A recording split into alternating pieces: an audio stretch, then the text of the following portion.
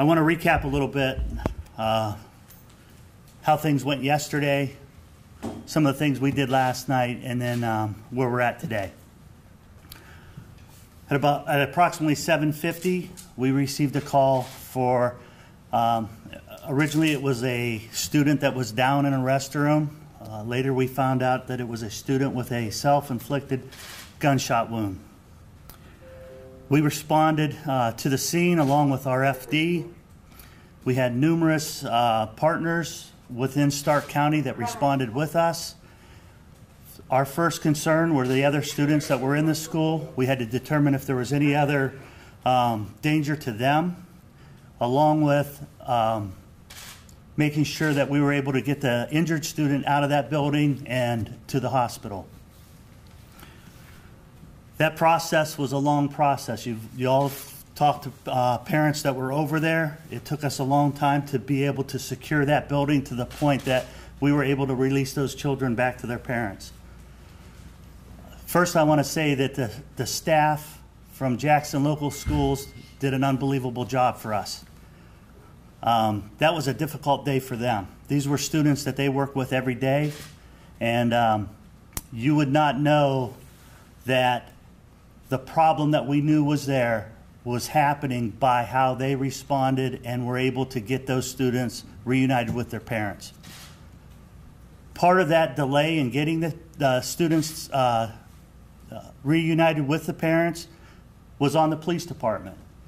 We had a protocol that we were going to go through, and the one thing we were going to make sure of was that those students were safe. When we moved them from their classroom, we were going to know that we were taking them to a safe area, that they were safe themselves to be in that area, because at that time we still didn't know exactly what we were dealing with. As most of you know, the coroner has announced that 13-year-old Keith Simons passed away this afternoon. Our investigation will continue. We still are in the process of learning exactly what Keith had done during the morning. We are interviewing all parties that we're able to interview. And this investigation is going to be timely, or it's going to take us a long period of time. There's no question about that. We have a lot of electronics that we have seized. We're going to go through those. We have cell phones we're going through. We're going to attempt to find out what exactly he was planning for yesterday morning.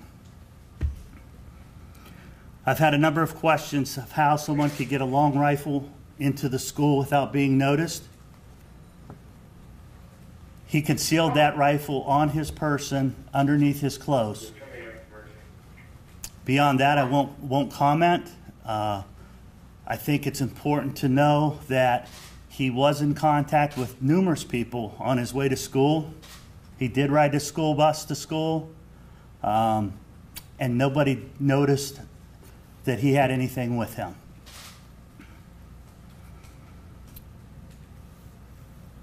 There's been a number of social media, both misinformation, complaints out there of how things were handled. Last night, our detective bureau was out till probably 3 o'clock in the morning following up on any lead possible, any connection with this young man, and to make sure that the students could return today to the school and be safe. We did put extra officers in every one of the schools this morning.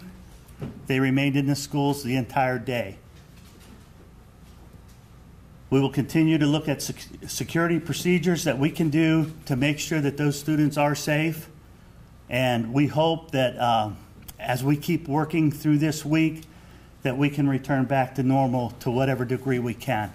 At the end of the day, we have a grieving family out there. This is a very difficult day, I'm sure, for that Simons family. We want to respect them and their privacy. We want to give them a chance to mourn. And again, we are going to continue with the investigation. I will take a couple of questions. You talked about trying to figure out what he was planning for, was the words that you used. So you now believe that he was planning something as opposed to just committing. Are you calling it a suicide? Or We are not. no, okay. What do you mean by what he was planning for? What do you guys think? We're trying to determine that. We don't know completely. We are tracing those steps, and once we have those answers, we will announce it. I do not want the misinformation out there, especially to come from me, that I have seen out there in the public at this point. Chief, was he confronted by anyone, or was he alone when this shot was fired? I have no comment on that. Chief, do you know whose gun it was that he had? The gun came from the mother's house, but I do not know the ownership of that gun at this time. And can you confirm any more than yesterday of the contents of the backpack, what he had in that backpack? I think we're still analyzing that. I will say that there were some bottle rockets in there. When I talked about a diversionary type device, there were some batteries in there. There was nothing in there that would make you believe that he had a bomb. He certainly could not have put that together at the school yesterday. I've seen those reports out there. They are not correct. What Did he about have ammo in his backpack? the ammo? How much ammo was in there, and how concerning is that? And was that for a rifle? Was that for reloading a rifle, or what kind of ammo was that? There was some ammo. I will not get into how much ammo he had with him, but he did have some ammo in his backpack. Any thought that anyone else was involved, Chief? At this time, we've not been able to find anybody that was even aware of what was going on with Keith yesterday morning. So there's no, right now, and you said you're looking at the electronics. Right now, nobody's come to you and said, well, there were warning signs, or there were messages out there that we could have seen or paid attention to. We have found nothing through social media that would indicate that there was a danger for us yesterday from Keith. From friends that we have talked to, as well as people at the school. So, as far as accidental or intentional, you don't have an answer, or do you? We don't. I think we have to wait till the autopsy's complete, and we may be able to determine that at a later time. I think that the question that keeps coming up in the community, other than how did he get the gun in the school, wasn't it obvious he was planning something if he's got all of that? He's got the gun in the school, he's in the bathroom, it's all loaded up with this type of ammo in the backpack. The people are thinking, well, what was he planning? We can make assumptions. I'm not willing to do that. I want to wait until I know for sure what that plan was. Where on his body was he shot? I will not comment on that. I believe that should be released from the coroner. Okay, thank you very much. I will hopefully be able to get back with you in the next day or two. I'll announce again like I did today, a couple hours, hopefully ahead of time, so that you have some warning that we're going to hold another press conference, or whether we'll just go ahead and do press releases from here on out. We'll see how that works. Thank you very much.